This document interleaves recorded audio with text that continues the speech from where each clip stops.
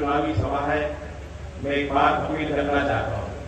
मैं जानता हूँ मेरे मन में भी इच्छाएं हो सकती थी कि यहाँ से मैं चुनाव लड़ता, तो एनडीए में हमने निर्णय लिया और एनडीए में ये सीट लोकदल के सिंबल पे लड़ी जानी है, ये निर्णय हुआ। मैं समझ सकता हूँ कि बागपत के लोग भी बहुत बड़ी संख्या में चाहते भी होंगे, लेकिन मैं आपसे अपील करना चाहता हूं कि जितनी वोट अगर मैं उम्मीदवार होगा और मुझे देते उससे ज्यादा वोट डॉक्टर राजकुमार सामंत जी होते के आप, और बड़ी भूमिका इसमें कार्यकर्ताओं की है। नेता तो अपने प्रयास कर रहे हैं, आज हम लोग आए हैं, मुख्यमंत्री जी आपको संदेश देंगे। नेता जो है बड़े स्तर के जो पदाधिकारी है वो तो प्रयास करेंगे, लेकिन चुनाव की कमान कार्यकर्ता अपने हाथ में लें। जो बड़ौत में आखिरी सभा होती थी, जिस तरीके से चौधरी चरण सिंह जी या चौधरी अजीत सिंह जी कहते थे कि चुनाव लड़ना मुझे नहीं मालूम। चौधरी अजीत सिंह जी का बयान मैंने सुना है, कहते थे चुनाव कैसे लड़ा जाता है मुझे जानकारी नहीं है, आप लोग उसको करते हो करो। जिस तरीके से चुनाव लड़ा जाता है, गांव का कार्यकर्ता और यहाँ नगर में प्रवास करने वाला गरीब आदमी, गरीब कार्यकर्ता, मध्यम वर्ग का व्यक्ति बेखूब जानता है।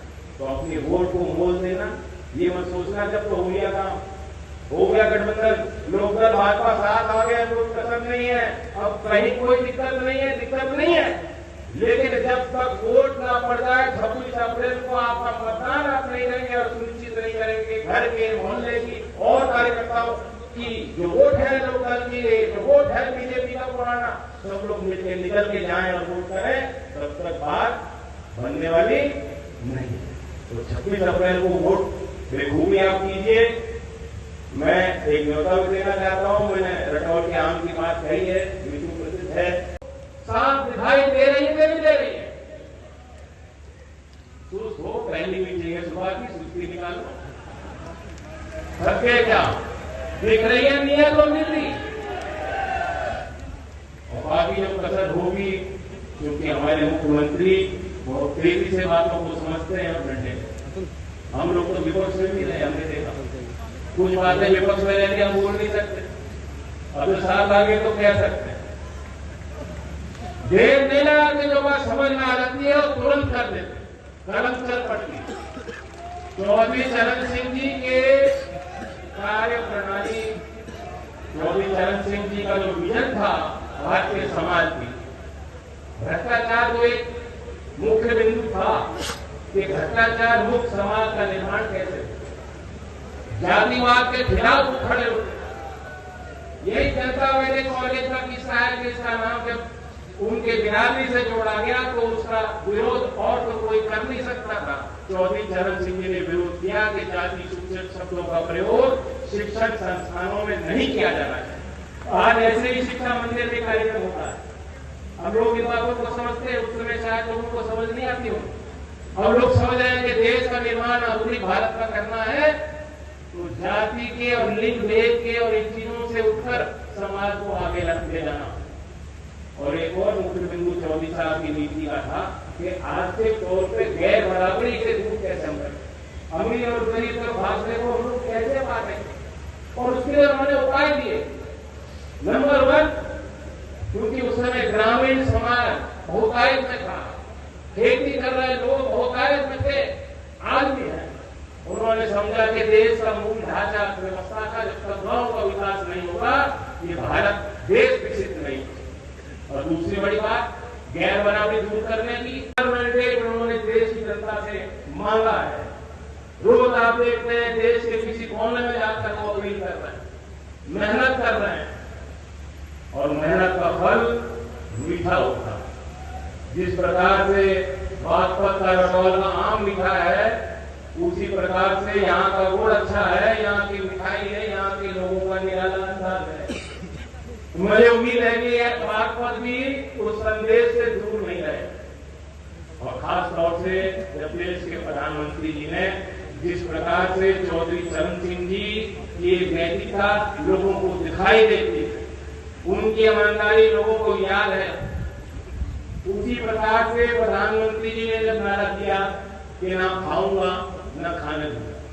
बहुत लोगों को स्वाभाविक है मिर्ची लगी हो, लेकिन बागपत के लोगों को बात बेहद पसंद आई और इसलिए आज आपके सामने जो आपके प्रत्याशी हैं, बात कहने की आसान होती है, करने और निभाने की जब खुद पे पड़ती है तो मुश्किल आती है। लेकिन मुझे गर्व है कि जिस उम्मीदवार का हमने आपके आशीर्वाद से चयन किया है, डॉक्टर राजकुमार सांगवान, वही बात उन्होंने आज मेरे सामने और मुख्यमंत्री जी के सामने कह दी कि ना खाऊंगा ना खाने दूंगा। बताओ फिर और क्या चाहिए। हमने जो सीखा है, चौधरी चरण सिंह जी कहते थे कि मतदाता को क्या करना है, मतदाता का धर्म क्या है, वो देखे। मेरे नेता की और मेरे उम्मीदवार की नैतिकता क्या है, नीतियां क्या है, नियत साफ है कि नहीं। तो आपको मुझ पे नजर रखनी है, डॉक्टर सांगवान जी पे नजर रखनी है, एक तरफ योगी जी पे नजर डालनी है और दूसरी तरफ विश्वास करना है देश के प्रधानमंत्री नरेंद्र मोदी जी पे विश्वास करना। मुख्यमंत्री जी को आप चाहे तो न्योता दे दूं मन से, क्योंकि आम का सीजन होगा, बाद में बैठ के आपको पूरा आनंद दिलाना चाहेंगे।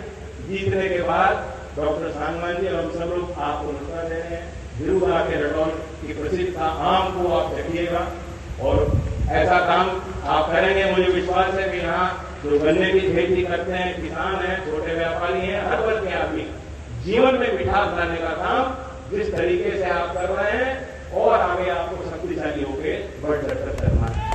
मैं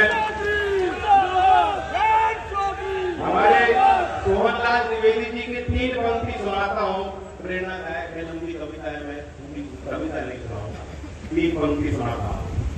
घटागिरी अटूट हो, अधर से काल कूट हो, यही सुधा की घूट हो, जियो चलो मरे चलो, बढ़े चलो बढ़े चलो, गगन उगलता आग हो, गर्मी तो आ रही है ना, छेड़ा मरण का राग हो, लहू का अपने भाग हो, अड़ो वहीं कड़ो वहीं, बढ़े चलो बढ़े चलो, चलो नई मिसाल हो, जलो नई मिसाल हो, बढ़ो नया कमाल हो, झुको नहीं